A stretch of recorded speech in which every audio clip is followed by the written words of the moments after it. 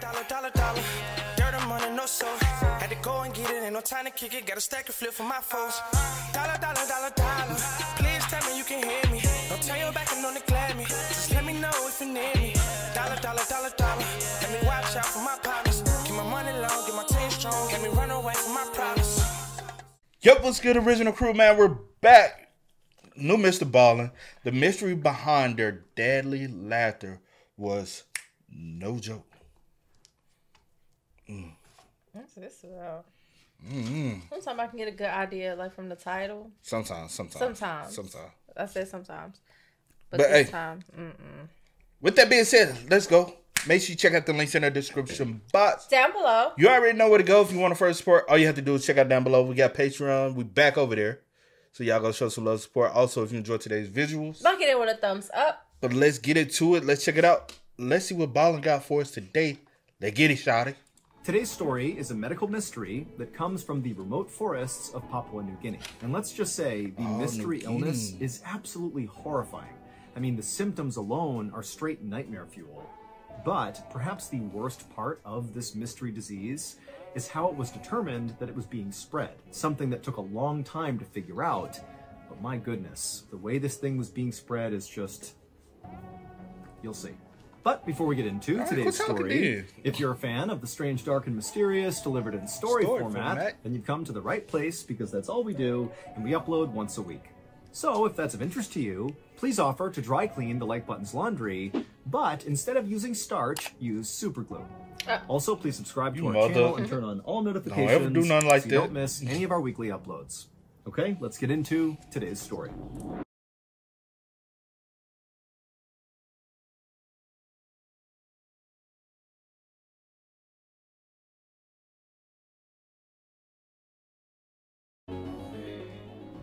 On a sunny afternoon in the summer of 1953, a young woman named An stood in the middle of a huge sugarcane grove in an isolated forest in Papua New Guinea. And around her were all her relatives and neighbors, and they were all there to mourn the loss of An's sister, whose name was Tan.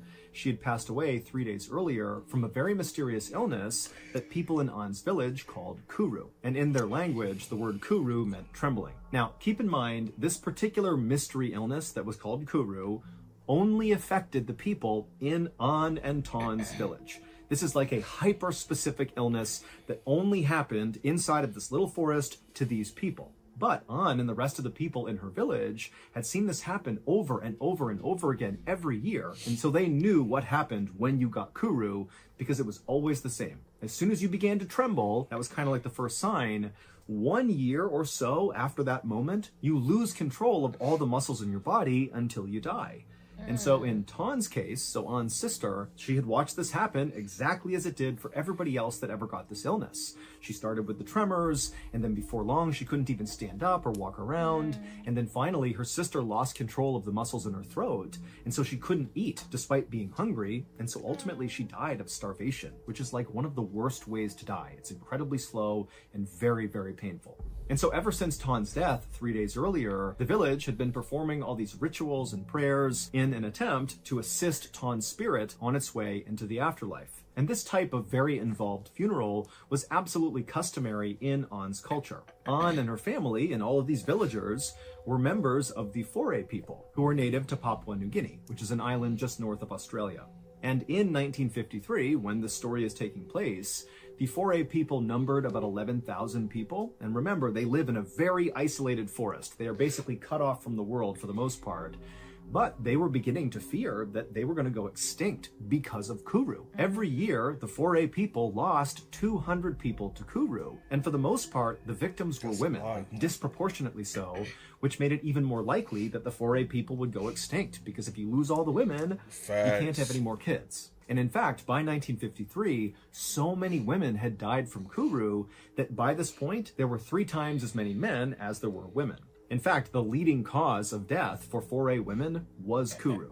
But the Foray people did not view kuru as just an illness.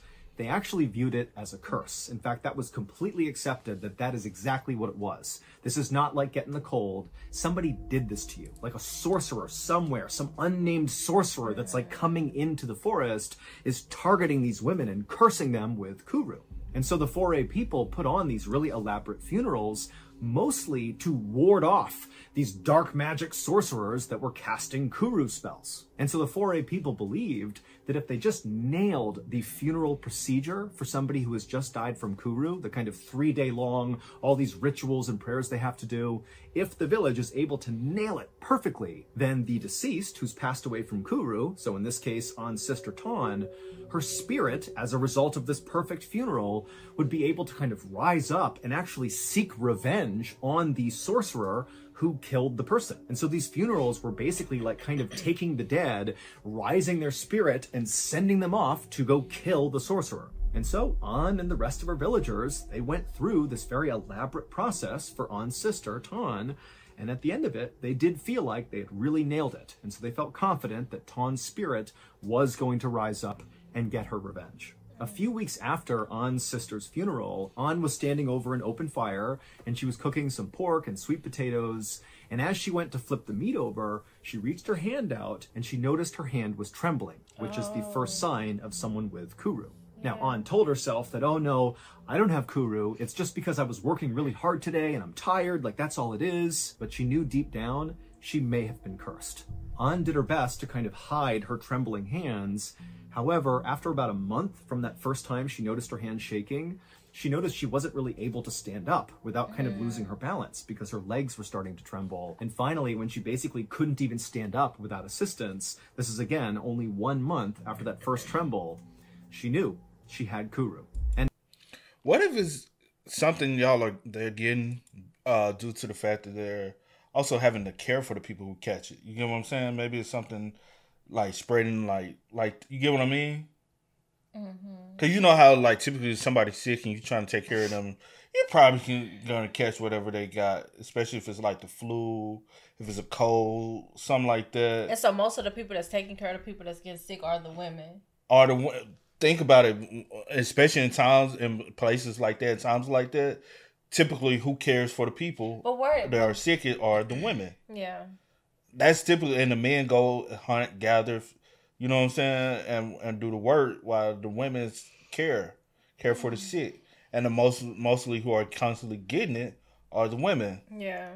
Because they're around it, you know? It could be something airborne. So, I don't know. That's where my head is a little bit, but... She knew she had Kuru. And An already knew that there was absolutely nothing anybody in her village could do to stop this from killing her.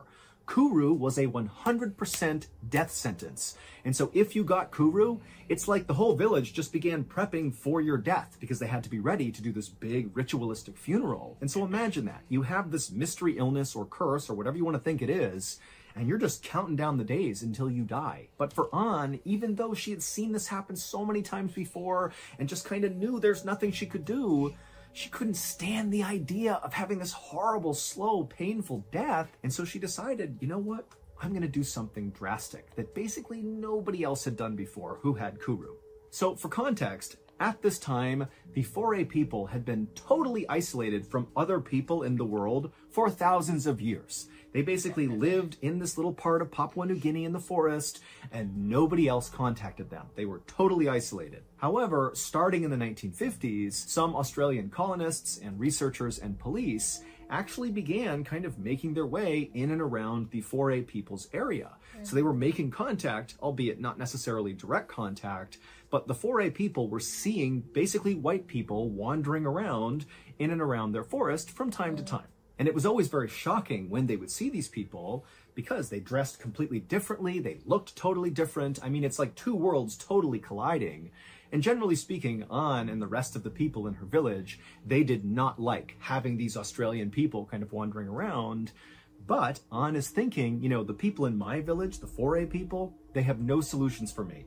So maybe these Australian people that have kind of popped up, maybe they have some answers about what I can do to stop myself from dying from this horrible curse. Keep in mind, by going out and seeking help from these outsiders, it was like An would be breaking a huge custom. This is so taboo for the 4A people, and very likely, even if she was able to find a solution from these outsiders, it's not clear if she would have been welcomed back into her village. And so this is a truly desperate measure she's taking. but she really felt like she had no choice. So, even as her body trembled from Kuru, An managed to stand up using a stick, and she began kind of hobbling her way quietly and discreetly out of her village, something that she really never did. And eventually, after hobbling her way out of sight of the foray people, she began making her way through the woods, and she eventually came to a clearing where there was this house. And it was obvious this is not a house that the foray people have built. This is somebody from the outside who's built something kind of near where they were living. And so An wandered up to this house, not really sure what to do, but she went up and knocked on the door, and a second later it opened up, and it's this Australian anthropologist named Ronald Burnt, who actually An had seen before. He had been coming through her village a couple of times, attempting to interview people to learn more about the foray people. She knew that nobody wanted to talk to him, but she had seen him before. And so she was relieved. This is someone that I'm somewhat familiar with. And so as Ronald is staring back at her, and Ronald's pretty tall and skinny, he's got glasses on, he's dressed like a typical Australian in the 1950s, and he's looking at An, and An begins to try to tell him what's going on with her. And as she began to talk, the words she was saying were coming out all garbled, and she realized that the Kuru curse was now affecting her throat, the muscles in her neck, and she was not able to speak. But as it happened, Ronald, who was very familiar with the foray people, he could tell, based on just the way she was acting and how desperate she looked, that very likely this woman was here because she believed she had Kuru. And Ronald, who had learned about Kuru after studying the foray people, he had done some research on it, and he believed it was entirely psychosomatic, that this was not an actual illness. Basically, he believed Kuru was acute hysteria, that these foray people were just going crazy and convincing themselves that they had this illness, and I guess that kind of manifested their death a year later. And so Ronald interrupted An, who again is struggling to talk, and he was able to communicate to her in her language that you do not have Kuru, you are hysterical, this is in your head, and you should go now. And then he shut the door on her. And An had no idea what to do. She was embarrassed. She was terrified that maybe somebody from her village had seen her come out here. And so just trembling and feeling so alone and so scared, she turned around and just went back to her village. 9 months later, An's condition had severely deteriorated. She basically was following exactly the process of every other person she had seen with Kuru. She had lost virtually all the control of her body. She could barely sip water. She was feeling absolutely horrible. I mean, she knew she was closing in on death. And she had not gone back out to try to get help from outsiders. That interaction with Ronald had kind of destroyed her hope. And so she did go back and just was kind of waiting to die, just like everybody else in her village did. But for An, the physical symptoms of Kuru that she was experiencing were undoubtedly terrible. But they were not as bad, at least to An, as the other side of Kuru. So in addition to referring to this curse as Kuru, which meant trembling, sometimes foray people would refer to this curse, this illness, as the laughing death. And it's because during the terminal stage, so the end stage of Kuru, when you're just about to die, you just begin laughing. It doesn't matter what you're thinking about. This is not an actual laugh. You're not thinking something's funny. It's like you could be weeping and totally... It's literally like you losing your mind. And so you just laughing like out of... You know how some people do it like when they like just on like dehydrated or like lack of like sense. You get what I'm saying? It's like they'll do it, but I don't like how Ronald like shush her off like that though. Like you bother me, but you go. But you coming over there bothering them. Yeah, but when they need you, you like nah, don't come. I don't know. Or coming over there. It might not happen around. verbatim like that, Yeah, but I like the way he explained it. I don't like that I'm though. going off the way he explained it. But no, for real though. Actual laugh. You're not thinking something's funny. It's like you could be weeping and totally depressed because you know you're going to die, but you keep hysterically laughing, which makes your whole body sore from constantly laughing over and over again.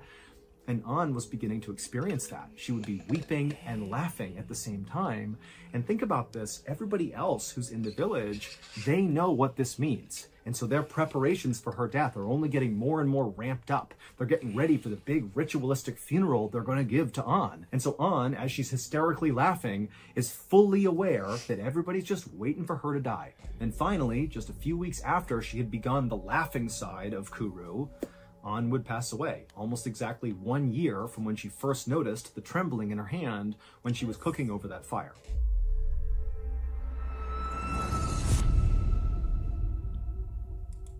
That's messed up, bro. All right, she literally went and tried to get help. I do wonder, even if he helped her, I do wonder, like, what I'm sure we'll find out like exactly what it is. could have been done. Yeah. And then also, I'm also like in what my if head, it is something just mentally? Yeah, because I'm in my head, I'm like, why is it like a year? Like everyone is exactly a year. After that year, they're gone. Or what if somebody's poisoning them or Something. Like, I know we're going to find out, Yeah. hopefully. But it's just kind of like, I'm in my head, I'm like, why is it a year? Like, after they notice things, everyone after a year, because now everyone knows I got a year and then I'm gone. You know what I'm saying? But I don't know. It's kind of weird to me, but because I've never like heard of anything like this before, but we'll see. After On's death, more and more people just kept on getting Kuru.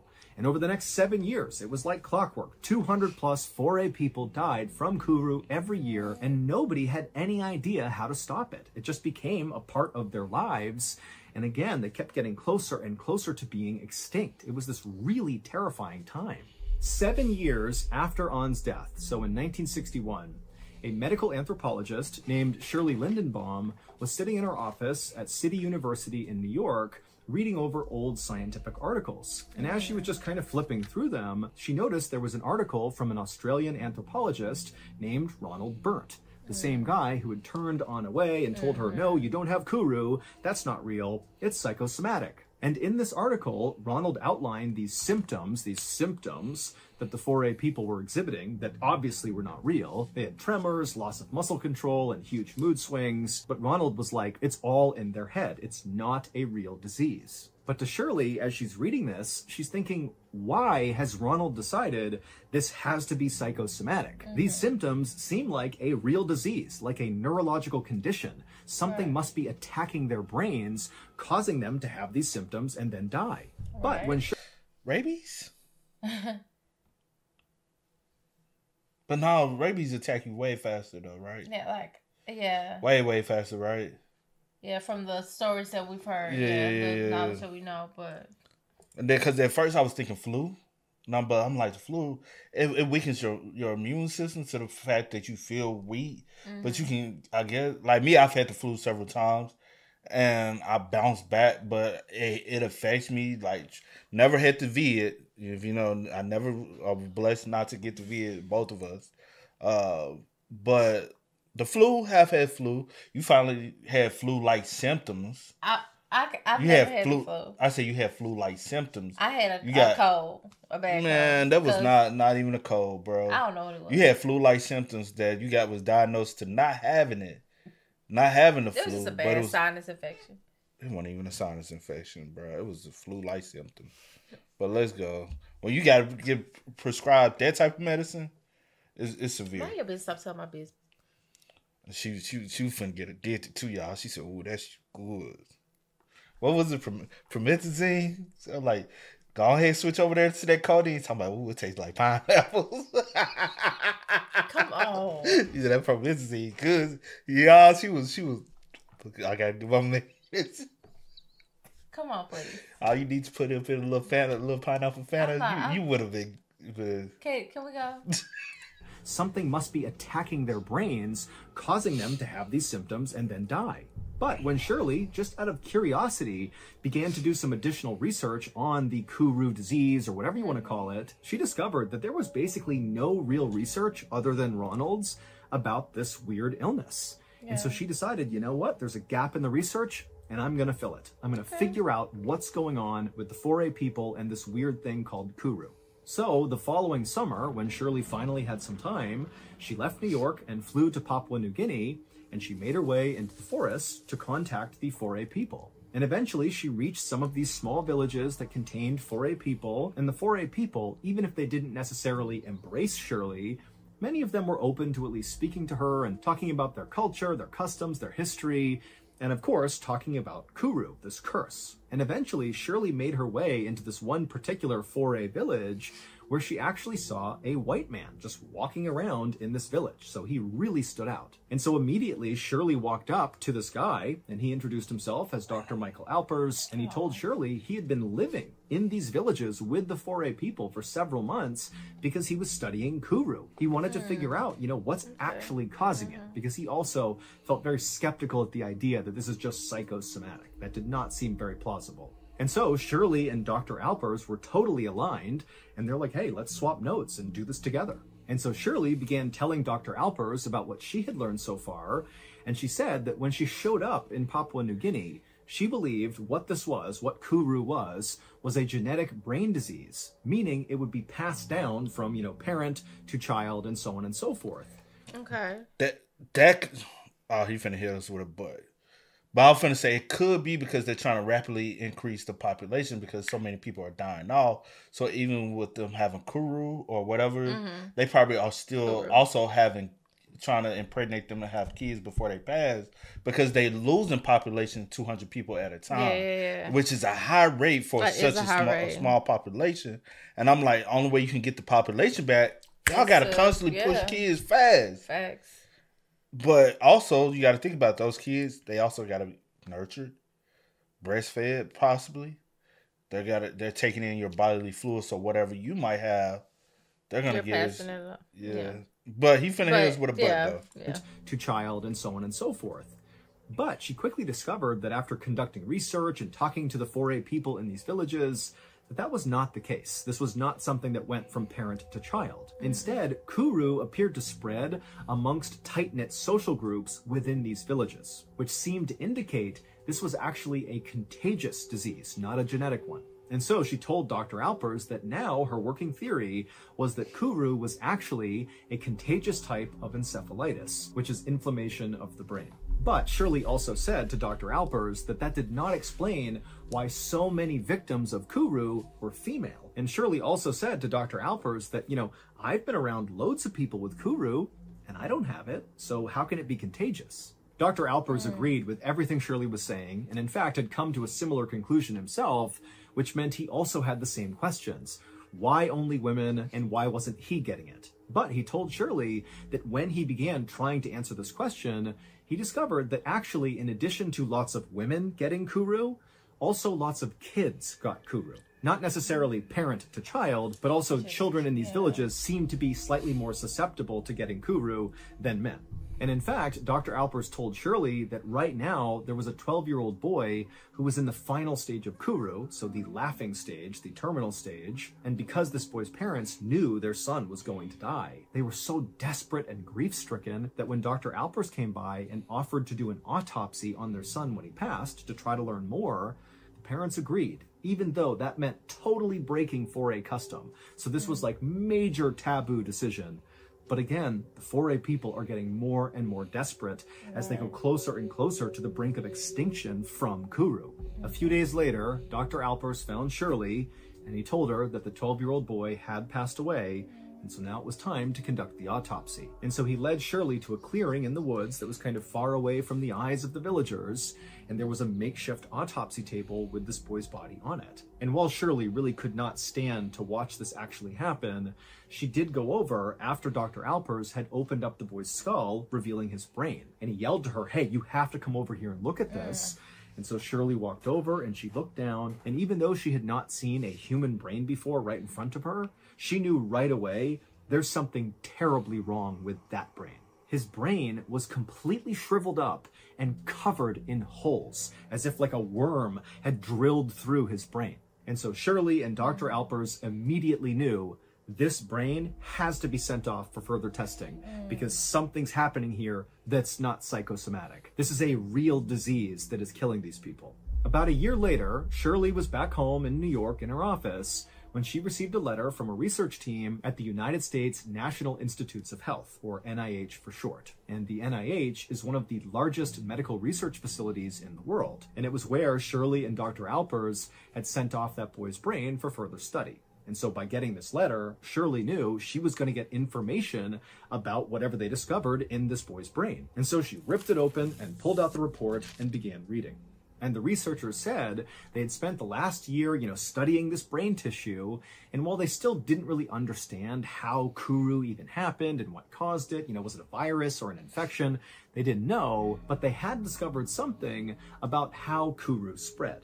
During one of their experiments, the NIH researchers had injected some tissue from this boy's brain into a chimpanzee, and very quickly, that chimpanzee developed Kuru. And so this told the researchers that yes, Kuru was contagious, and it spread through infected brain tissue. But how one person's infected brain got into another person's brain was the big mystery. But at least they had found something. But as Shirley read this... Ronald, doing testing on him. Or is that a reach? Because I ain't like the way he pushed her off. I'm still on that.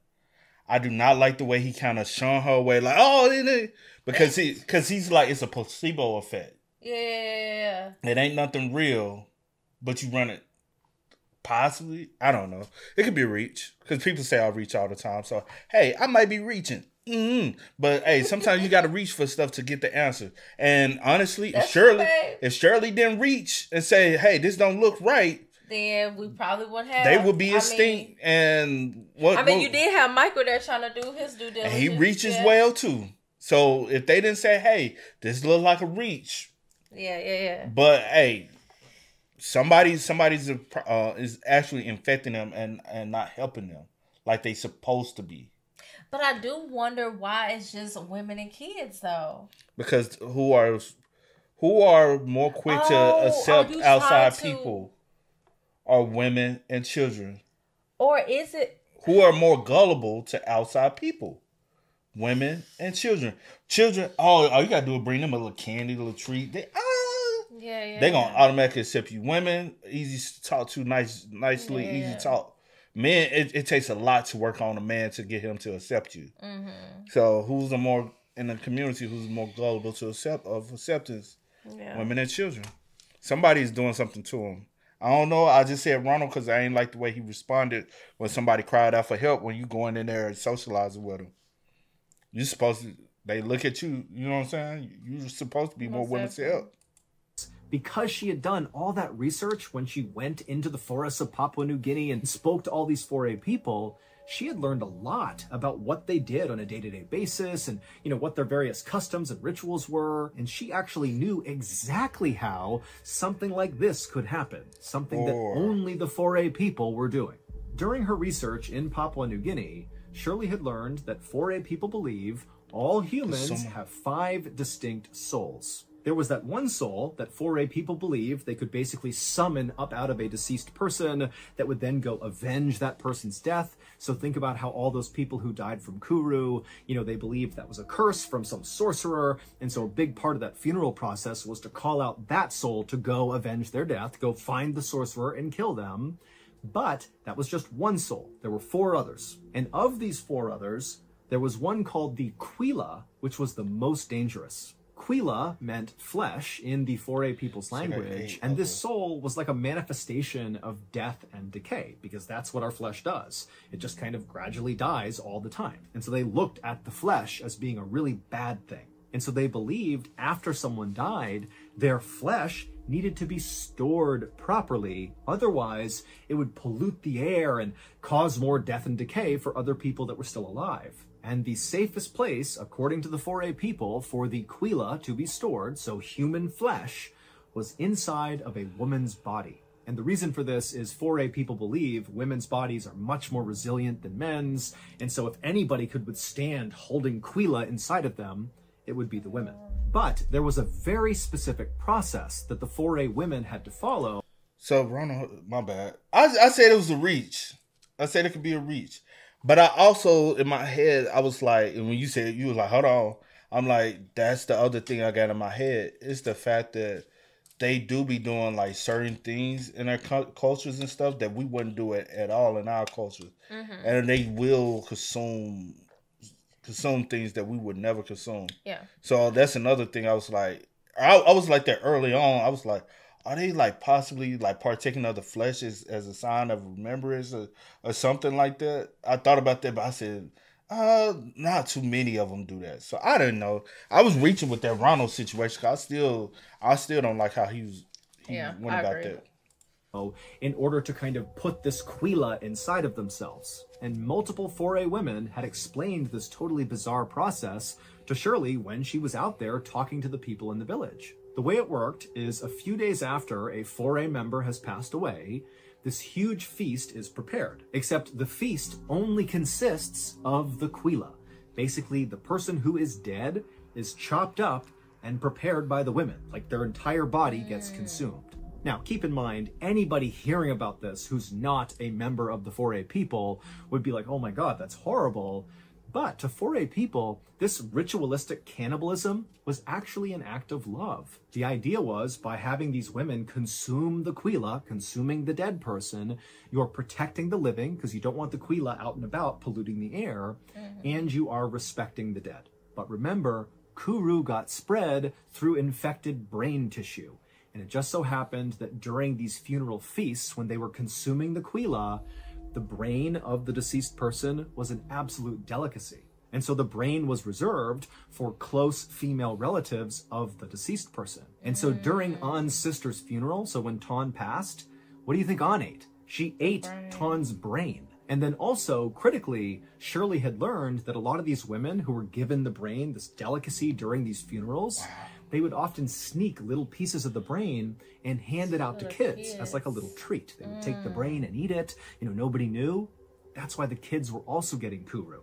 And so a few years after this incredible discovery by Shirley about how Kuru was being passed along, the Australian colonial government banned the practice of ritualistic cannibalism in Papua New Guinea. Basically, they were telling the 4A people to stop eating the dead. It's what's killing you. And the 4A people, who were very desperate to stop being killed by Kuru, they took to it, stopped eating each other, and so Kuru was virtually eradicated, and the 4A population, instead of sliding towards extinction, actually began to grow really fast. And today, the total population has at least doubled. And also, just to close this out, one final note is it took until 1990 to actually figure out what was going on inside of these people's bodies when they had Kuru. Because back in the 60s, when they figured out how not to get Kuru, nobody understood what was even happening. It was just like, don't eat other people and you'll be okay, but that's all they knew. And while the process in the human body that caused Kuru remained a mystery for many decades after Shirley's big discovery, in the 1990s, researchers did finally figure out what's actually going on. Basically, somebody with Kuru has these proteins in their brain called prions that fold wrong into the wrong shape and then cannot function properly. This loss of protein function rapidly kills brain cells, which in turn shrivels up the brain and causes all those holes all over it. Okay, So it is very much so like rabies, kind of, sort of. That affects the brain. The brain also, but it's a slower version. You get what I mean? The only thing I had wrote down, because I was like, maybe we'll get to some. I was just thinking like some type of parasite, but I was like, but when he kept talking about it, I was like, well, maybe it's deeper than that. Like it's a little bit more. But kind of like if you want to like make it like 100% understandable for people, it's very much so similar to rabies, but at a slower rate. Way slower rate, you know what I'm saying? Because rabies do affect the nervous system of the body, the brain cells of the body, but at such a faster. And somebody who's affected with it can only spread it to you. You know what I'm saying? Somebody like you just can't. And then I forgot. Rabies is through like they gotta bite you, or you gotta take part of their like. Fluid has to get into you for it to. So very similar, you know what I'm saying? Yeah. So that's crazy though. I did kind of think of that at one point. I just never spoke on it.